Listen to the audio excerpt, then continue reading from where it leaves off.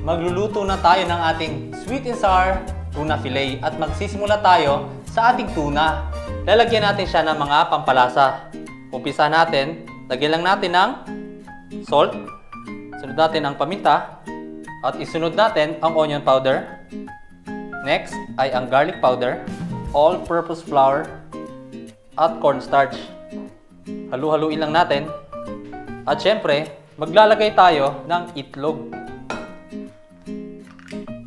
Halu-haluin lang natin.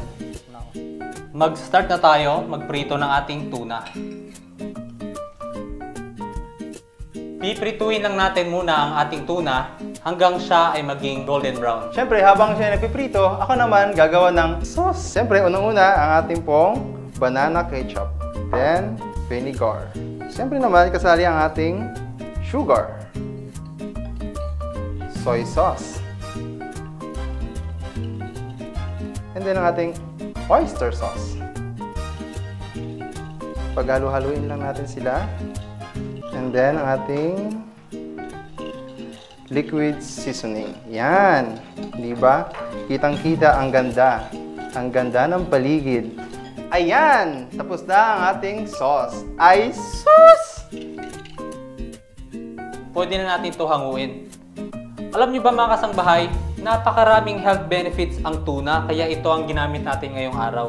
Nagpapa-boost ito ng brain function, nagpapa-improve din ito sa ating eyesight. At ngayon mga kasangbahay, iset aside muna natin ang piniritong tuna at magsusutay muna tayo. Mainit na, lagyan natin ng cooking oil at ang ating white onions. Isunod na rin natin ang red at green bell peppers. At ihalo na rin natin ang pinrepare nating sauce.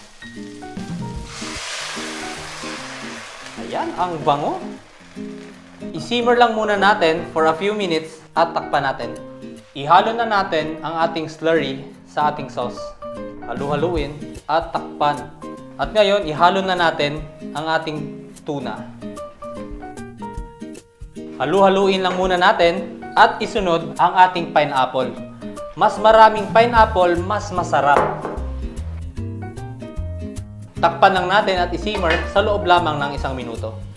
Ayan! Luto na ang ating sweet and sour tuna fillet.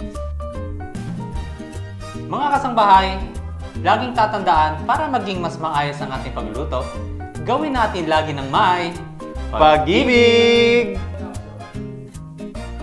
Laging tatandaan, bago kumain, manalangin. Tara, kain tayo? Tara na!